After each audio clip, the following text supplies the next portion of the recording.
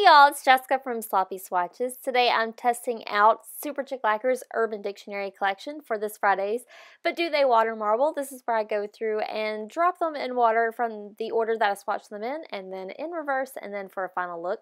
So I'll go ahead and show you exactly how these performed. I do have a full swatch and review available of this collection. I will link it down below if you're interested.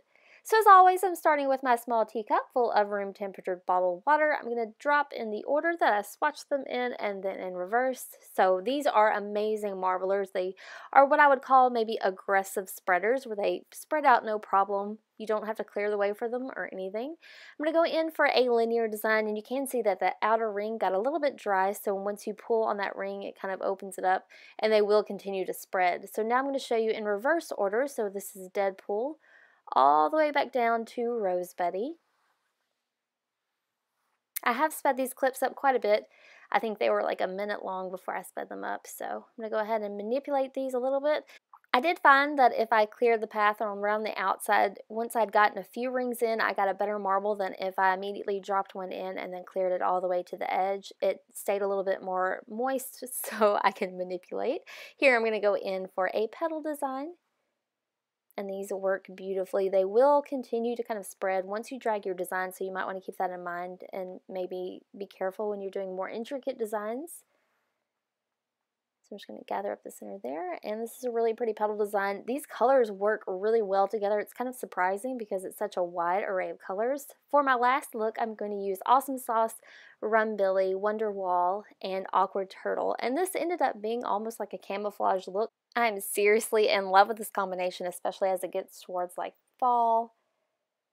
So I was able to get 8 drops in here, no problem. I still had some spreadings. I think I could have added more drops, but it does tend to get muddy the more you add. I'm going to go in for a spiderweb pattern, and this is one that I've not done before. And I was able to get a ton of different loops, and like I could seriously keep going as long as I wanted to. This kind of looks almost 70s-ish.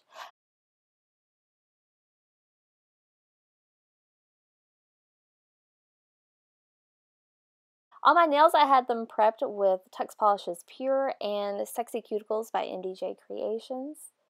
I had a really hard time trying to figure out where I wanted to dip my nail and in what direction, but I really liked how they looked kind of spiked off to the right. It almost looks like a dry marble on your nail.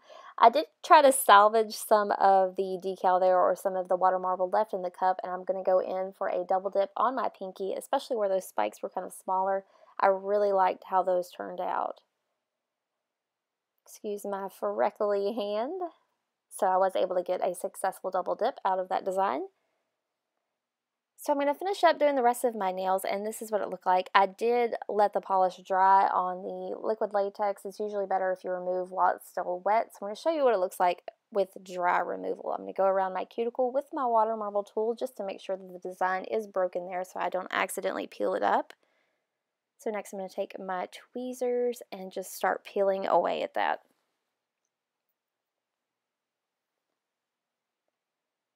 So it is a little bit messier, sort of. Once it's dry, you get a little bit of that flaking decal part that was on the liquid latex.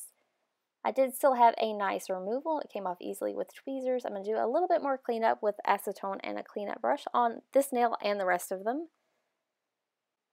So this did end up drying down kind of dull. I'm going to do a top coat really quickly to keep it nice and glossy and intensify that hollow. So here's a view from another angle in direct sunlight with top coat. Please excuse the mess that's still on my fingers. I was really excited with how these turned out. This is my swatch photo under artificial lighting, and once more at an angle in direct sunlight. So that wraps up this week's But Do They Watermarble? If you have recommendations for collections you'd like to see marbled, please leave those down below for me. I think I do have 2 more weeks lined up, but I would love to add to this series. If you'd like to see more photos, I do have those available on my blog at sloppyswatches.wordpress.com. If you'd like to save 10% off of this collection, you can use my coupon code SLOPPY10, and that is an affiliate code, so I will make a percentage of the sales back. You can also follow me on Instagram at Sloppy Swatches. So thanks so much for watching, guys. See you next time.